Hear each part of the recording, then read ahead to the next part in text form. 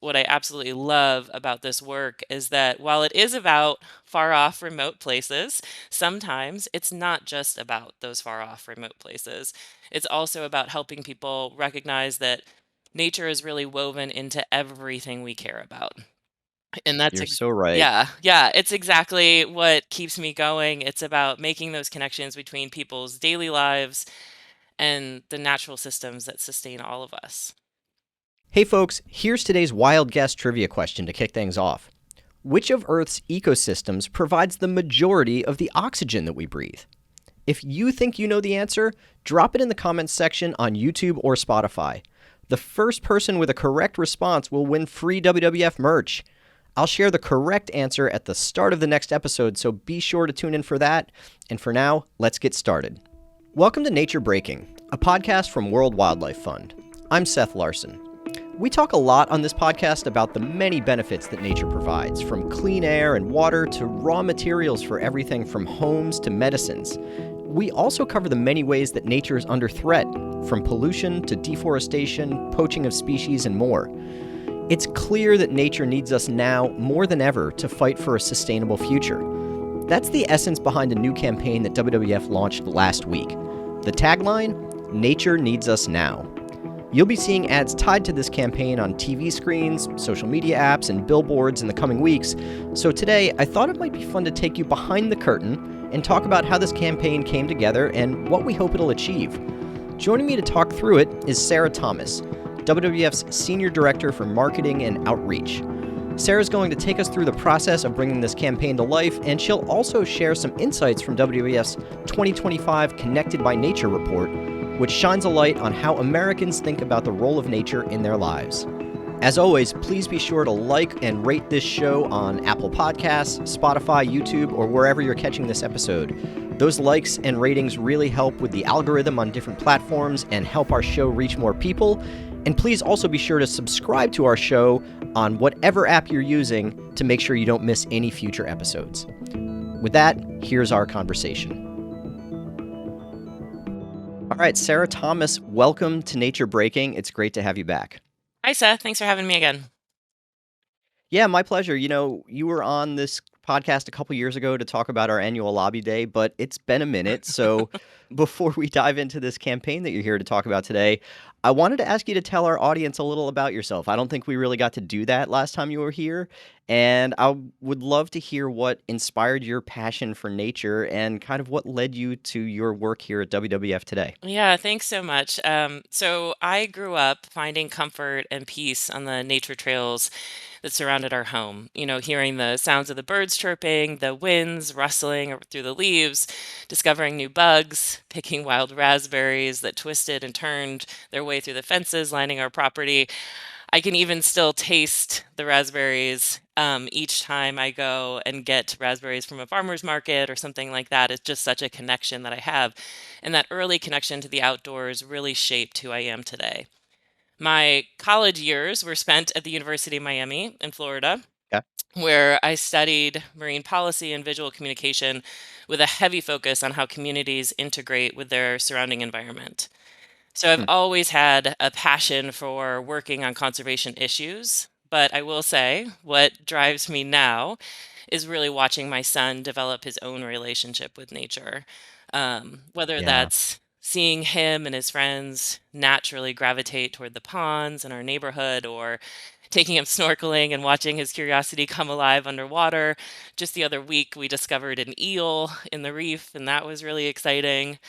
Uh, I saw a picture that you posted of that on LinkedIn, I think. That was so cool. yeah. How old is your He son, by the way? he's 12 now, so he's in middle Yeah. school, and very proud of him. He just started a marine science club at his middle school, with his Cool. science teacher, and so it's just I'm reminded of that everyday connection with nature is something we really need to nurture. And it's been such a delight here at WWF.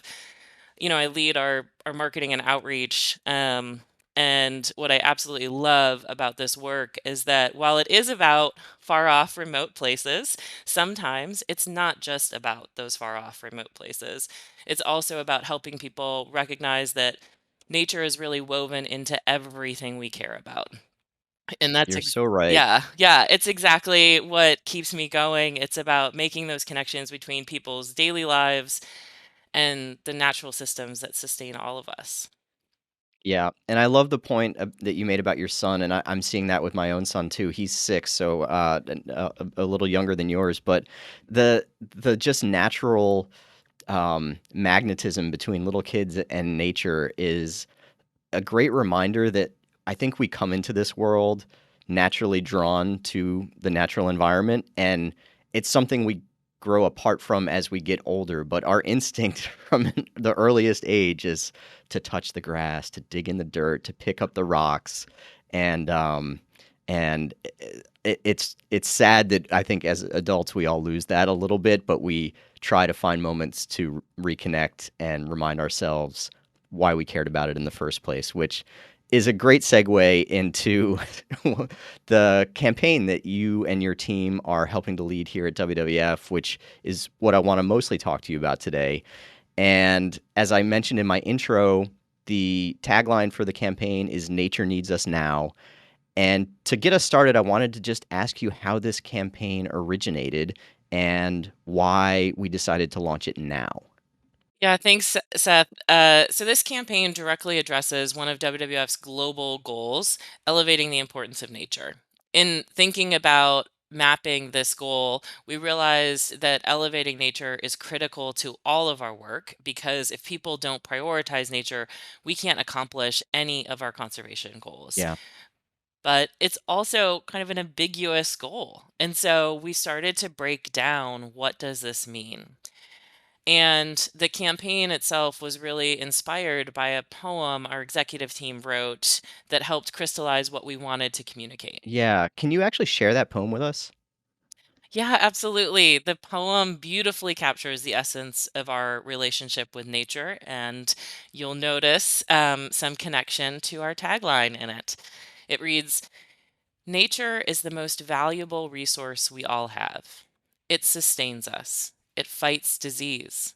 It reduces poverty. We are nature, and nature is us.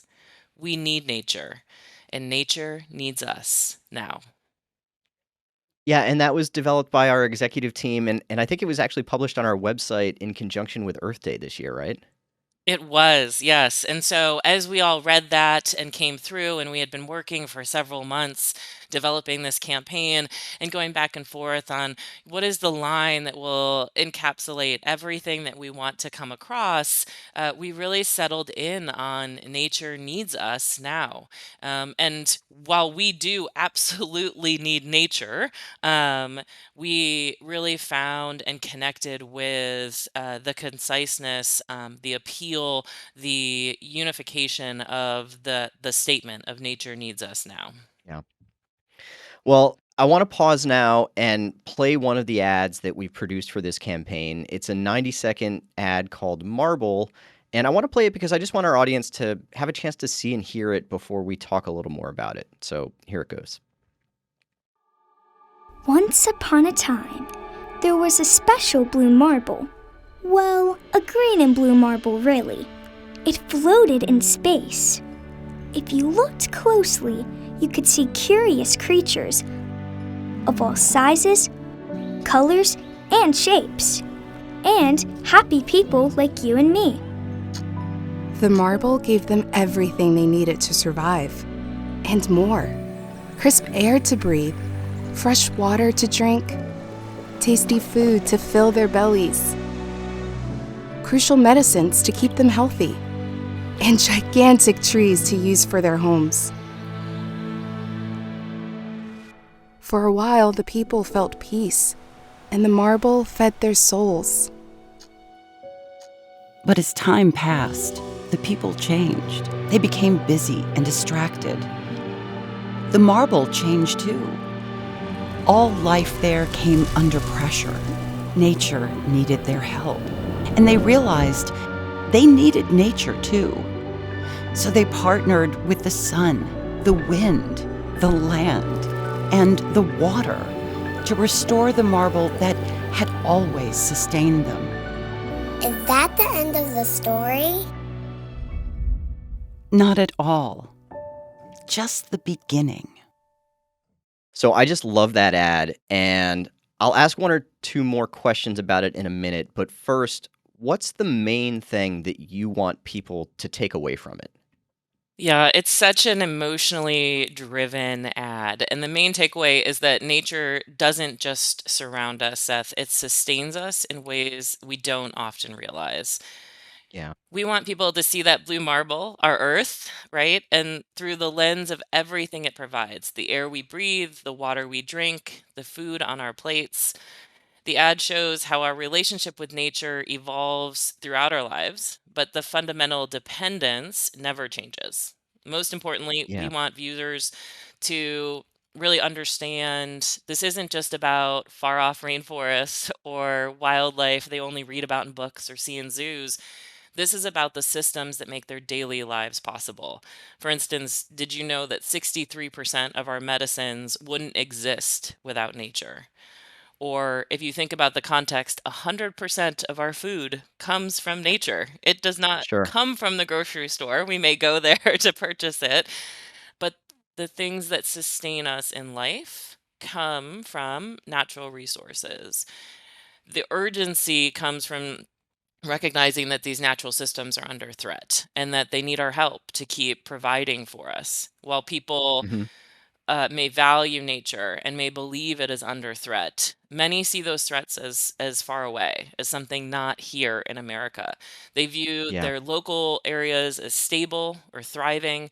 And while ecosystems across the country or around the world feel strained or degraded, it creates a disconnect with how those threats can affect them personally. And so we want to kind of we want to bring back the connection to nature and the understanding of prioritizing nature for people. I love that. So there are some really specific messaging choices that are highlighted in the voiceover that we heard in that ad, and the voiceover specifically ticks through some of the key benefits that nature provides, and it specifically calls out crisp air to breathe, fresh water to drink, tasty food to fill our bellies, crucial medicines to keep us healthy, and gigantic trees to use for our homes. I wanted to ask how you decided on the messaging you thought would resonate and basically how you landed on those things to specifically call out in the voiceover.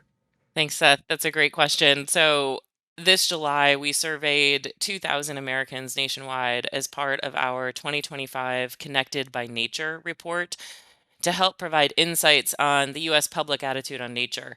We conducted this survey with GlobeScan, and the results directly shaped our messaging strategy. Our our Gotcha. research with them really validated that people respond to concrete, tangible benefits rather than these abstract environmental concepts. Things like you just said, right? The air we breathe, the water we drink, the things that we use on a daily basis, the tires on our cars or the buses that transport us throughout the cities, right? They all have a portion of natural rubber in them from forests. We need to get places. We need the medicine that helps keep us healthy. For some of us, that medicine is literally life saving. And so all of these things are really important. The research showed us that while people love nature, they don't always connect it to those daily things. So we specifically wanted to highlight everyday benefits throughout the materials that we have created, and will continue to illustrate this connection moving forward. We learned, the top benefits like the clean water, clean air, natural resources, mental health benefits was high for folks. And the survey revealed 73% of Americans agree nature is an essential part of America's cultural identity. So yeah, the survey really informed for us our approach and how we can help this universally resonate with Americans. That's really interesting that mental health rated so high on the list of priorities. It absolutely tracks. I mean, there's so much research that's come out over the last half decade or so, particularly through the pandemic and post-pandemic, about people really struggling with mental health and feelings of loneliness and depression and anxiety, and you just hear that more and more in our daily life about how so many people are struggling with that. And I think it's something that all of us are tackling in different ways. But the connection between nature and mental health is certainly something that we've talked about here at WWF a lot, but really interesting to see that come through in the survey results as well. Yeah, I mean, people definitely listed it as one of their top priorities. I think one of the most striking things for me in the findings was just how universal Americans' love for nature really is. With 84% of Americans across all ages and all backgrounds say they enjoyed spending time in nature. And I think, we can all relate to that. Yeah. When we see water, oftentimes we feel peace. We can calm ourselves down, right? If you listen to calming sounds at night, they are often nature, and it's running Yeah. water at a waterfall, it's rain, or thunderstorms, and so there's just this connection that draws us to both the power and the peace that nature has and provides to each of us. I think the other findings from the survey that I found really helpful and interesting and validating. People said what shaped their views about nature isn't politics or the media, it's personal experiences. It's their Sure. family's connection to nature. It's their personal moral standards. And 7 out of 10 Americans believe that addressing the threats to nature is as important as social and economic issues. And they also believe that it's their civic duty to protect nature. So I think, for me, looking at the survey results and really seeing them, I could identify as an American with these results. I could say, yeah, I also agree with this. This is where I stand. And I think nature unites us. It brings us together, and these personal experiences and family connections being the primary drivers of our environmental values, it's really important. And perhaps most important is that we found when people understand the connection between nature and their personal priorities, they want to protect it. When they have an Yeah. experience, when they have that connection, you're drawn to want to protect it. And so that's what we really want to make sure that everyone has the opportunity for. Well, so that leads me perfectly into the last question that I wanted to ask you. The tagline of the campaign is "Nature needs us now," but that begs the question, what exactly does nature need us to do? So, I'd love for you to give our listeners 2 or 3 specific things they can do in their own lives to help our little blue and green marble. Yeah, I would say first and foremost, make time for being in nature. Connect with nature.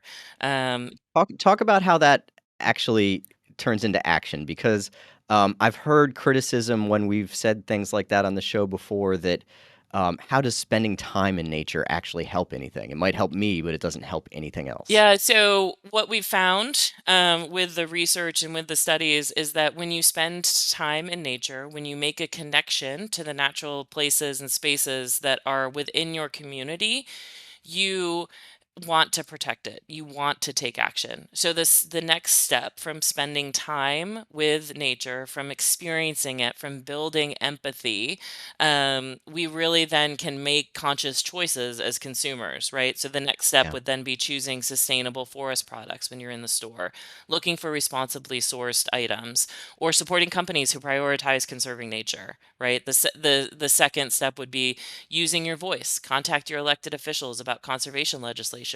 Support policies that protect natural resources. Advocate for nature funding at all levels of government. Right? Your personal story, your walk through your community, the use of your local park, that becomes a part of your narrative for why protecting nature is so important. So when you call your elected officials office and say, I really want you to continue funding international conservation funding, this trickles all the way down to our community, and here's how I value that, right? You have a first person narrative that helps you connect with the issues that you care about and that you're talking to people about. I would say Yeah. the third opportunity is always to partner with organizations like us. WWF has the expertise and global reach to create systematic change. Individual actions matter. Collectively, they are 10 times as powerful, right? Through experienced conservation groups, we can amplify your impact. So coming together to sign petitions or taking action as a whole unites us, and we are that much more powerful. Beyond Yeah. those individual actions, I think, people can support in other ways, but most important is really just seeing yourself as part of the solution. I think when people understand that nature needs all of us working together, that's when we can create these large scale change that our planet really needs. Yeah. Well, Sarah, where can people expect to see the ad that we showed today, and other supportive ads related to the campaign, and how long will we be engaging in this campaign for? Well, I hope that people will see our materials and ads across a number of different channels. And I would love if you do, if you could take a picture, if it's safe. If you're in a car and you're driving, please don't take a picture of a billboard. But they will be up on billboards, at bus stops. We'll be showing them on TV, in a number of different magazines and online channels, certainly on social media. So if something resonates with you, we'd love to hear about it, and show us where you're seeing yourself in nature. Yeah, love that. And I would encourage our listeners to drop a comment in the comment section of this episode on YouTube or Spotify, and we'd love to hear your feedback there as well. Sarah, thank you so much for talking us through this campaign today. I think this is a fun behind the curtain look at how something like this comes together. We all see ads and ad campaigns in our lives for various products or causes, and don't always get a chance to hear about the thinking that goes into putting these things together. And I really appreciate you walking us through that today. Yeah, thanks so much, Seth. I'm excited for this one, and I really hope it helps bring us all together. Me too. Thanks, Sarah. Thanks to Sarah for joining today's episode. It was great to get a behind-the-scenes look at how WWF's new Nature Needs Us Now campaign came together, and I hope you'll take Sarah's words to heart. Let's all try to view ourselves as part of the solution for our planet and take whatever steps we can in our own lives to both appreciate the gifts that nature gives to us and do our part to preserve them. Thank you for listening, and together, let's keep building a more sustainable future.